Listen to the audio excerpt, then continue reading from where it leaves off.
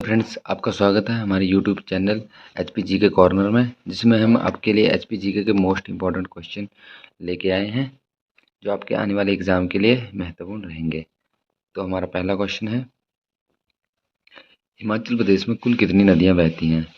इसके ऑप्शन है 3, 6, 5, 4। तो इसका राइट आंसर रहेगा ऑप्शन सी 5। तो हिमाचल प्रदेश में कुल 5 नदियां बहती हैं, जिनमें से सतलुज, ब्यास, चिनाब, रावी, यमुना।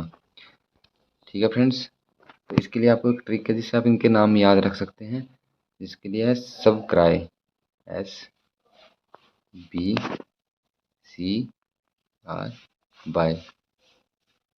इस ट्रिक से आप नाम इनके आराम से याद रख सकते हैं। S से सतलुज, B से ब्यास, C से चिनाब, R से रावी, Y से यमुना। ठीक है फ्रेंड्स, तो ये ट्रिक आपके लिए हेल्पफुल रहेगी। हमारा नेक्स्ट क्वेश्चन है, सतलुज नदी का उद्गम स्थान कौन सा है? तो सतलुज नदी है, उसका उद्गम स्थान कहाँ से है? इसके ऑप्शन है किब्बर, कैलाश, मानसरोवर झील या रोहतांग दर्रा। तो इसका राइट आंसर रहेगा आपका मानसरोवर झील, ऑप्शन सी। तो जो सतलुज नदी है वो मानसरोवर झील से निकलती है। ठीक है फ्रेंड्स, और इसमें एक क्वेश्चन और बनता है कि सतलुज नदी का वैदिक नाम क्या है? ये मैक्सिमम पेपर में क्वेश्चन पूछा जाता है कि सतलुज नदी का वैदिक नाम क्या है? तो सतलुज नदी का वैदिक नाम है शतुद्री। ठीक है फ्रेंड्स, तो इस क्वेश्चन को, इसका वैदिक नाम आप याद रख सकते हैं, शतुद्री, जो मैक्सिमम पेपर में पूछा जाता है। ठीक है फ्रेंड्स, तो हमारा नेक्स्ट क्वेश्चन है, ब्यास नदी के उद्गम स्थान का नाम क्या है? जो ब्यास नदी है वो कहाँ से निकलती है? तो इसके ऑप्शन है ब्यास कुंड, पिज, गाजा, पार्वती। तो फ्रेंड्स, जो ब्यास नदी है वो ब्यास कुंड से निकलती है।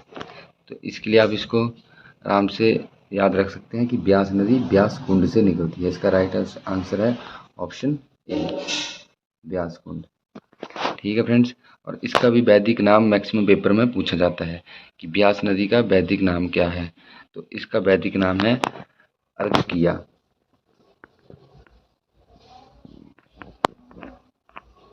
अर्घकिया। ठीक है फ्रेंड्स, तो इसका वैदिक नाम है अर्घकिया। तो हमारा नेक्स्ट क्वेश्चन है, रावी नदी के उद्गम स्थान का नाम निम्न में से क्या है? तो रावी नदी का उद्गम स्थान क्या है? भरमौर, बड़ा बंगाल, छोटा बंगाल या मणिमहेश। तो इसका राइट आंसर रहेगा बड़ा बंगाल। ठीक है फ्रेंड्स, तो जो रावी नदी है बड़ा बंगाल कांगड़ा से निकलती है। इसका ऑप्शन रहेगा बी, बड़ा बंगाल। तो ये कांगड़ा से निकलती है। ठीक है, तो उसका जो वैदिक नाम रहता है वो रहता है पुरुषनी, पुरुषनी, जिसका वैदिक नाम रहता है। ठीक है फ्रेंड्स, वैदिक नाम आप, फ्रेंड्स, जितनी भी नदियां हैं पांचों, इनके वैदिक नाम आप हमेशा याद रखें, क्योंकि इससे कोई ना कोई क्वेश्चन पेपर्स में आता ही है मैक्सिमम। तो फ्रेंड्स, हमारा नेक्स्ट क्वेश्चन है, चिनाब नदी का उद्गम स्थान कहाँ से है? जो चिनाब नदी है वो कहाँ से निकलती है? तो इसके ऑप्शन है बारालाचा दर्रा, रोहतांग दर्रा, कैलाश या पीर पंजाल। तो फ्रेंड, इसका राइट आंसर है ऑप्शन ए, बारालाचा दर्रा। जो चिनाब नदी है वो बारालाचा दर्रा से निकलती है। फ्रेंड्स, जो चिनाब नदी है वो दो नदियों के संगम से बनती है।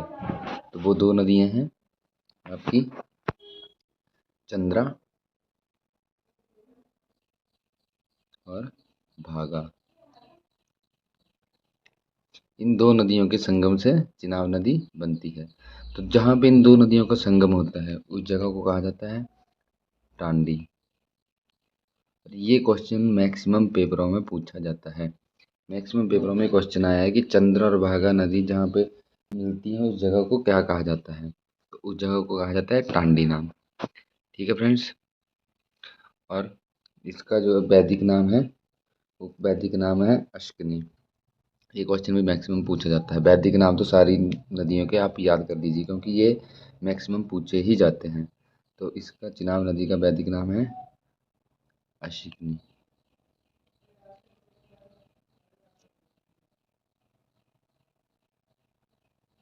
ठीक है फ्रेंड्स, तो जो जितने भी वैदिक नाम हैं मैंने आपको सबके बता दिए हैं, इनको आप याद कर लीजिए क्योंकि ये मैक्सिमम पूछा जाता है पेपर में।